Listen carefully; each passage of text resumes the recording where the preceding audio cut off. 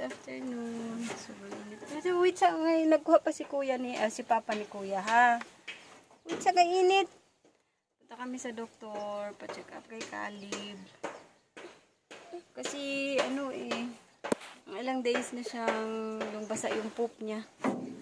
So, papa-check up na lang ni Camilo dahil hindi rin kasi gaanong kumakain itong batang ito. Parang paano lang pa konti-konti yung kain niya. Kaya ipapa-check up na lang ni Mimi. So, samahan ko sila sa doktor. Ate. Yan everyone. While waiting. Uy, ano? Tita will get that one day. Hindi ka na natuhog man. Takasabaan. Hi, Doc.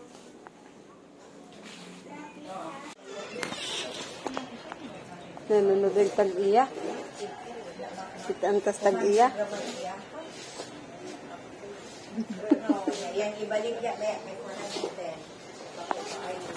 Antas tag-iya, be.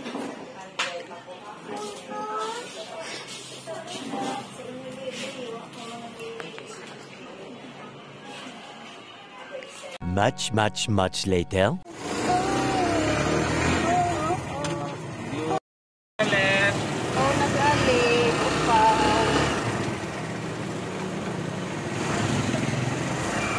May ulang tutihan kaya rin din sa muka. Basta po ito yung buho ko eh. Pagtupi kasi kakikik o katawa ko mo ito. Dito kaya marungan na siya kasabot. Yabok. May ilisan sa kanin siya tubig, may. Tubig na?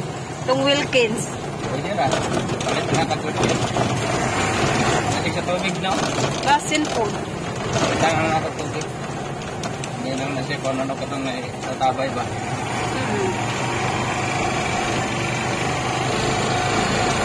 Ayun, mga kabayan.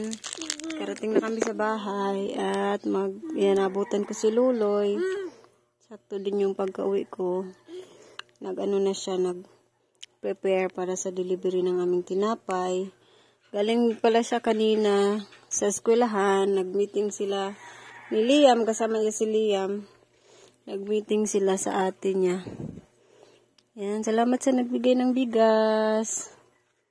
May bigas kami. Thank you so much. Baro ka na bigas!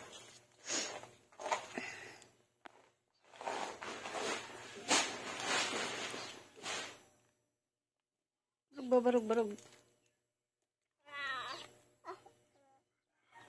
Ayan mga kabayan, hindi pala nakuha ni Lolo yung grades ni Liam kasi hindi na niya na carry si Liam na sobrang likot kasi talaga ni Liam. So umuwi na lang sila nang hindi pa natapos yung kanilang meeting. So ito yung grades niya and great job kasi tumaas yung mga grades niya.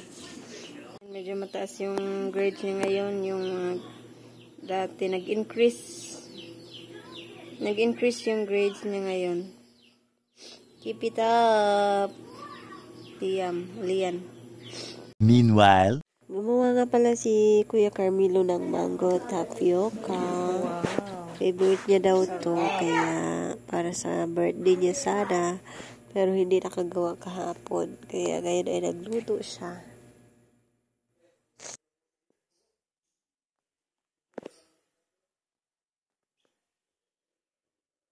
Wala kay all-purpose ya. Oh.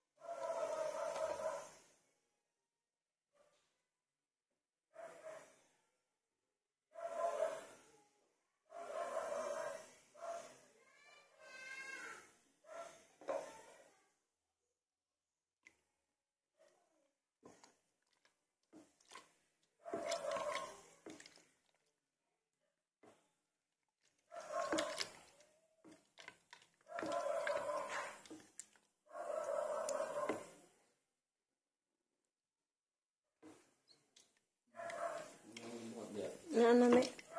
Abot na.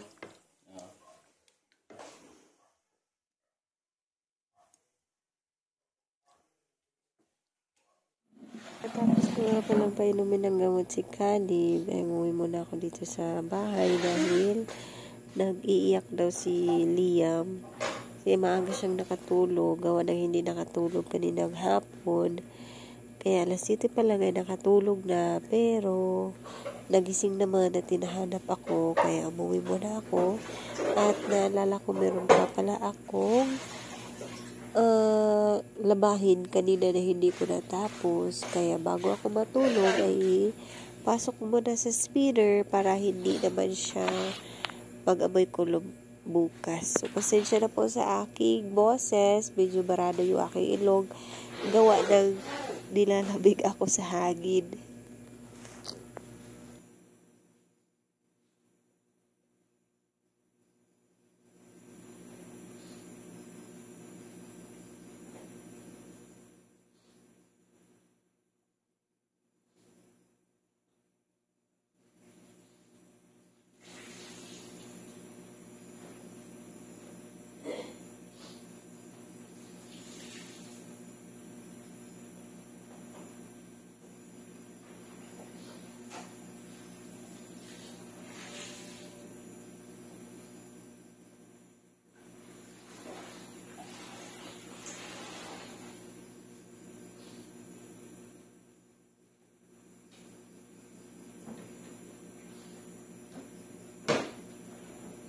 And that's all for today's update. Thank you so much for watching. God bless us all.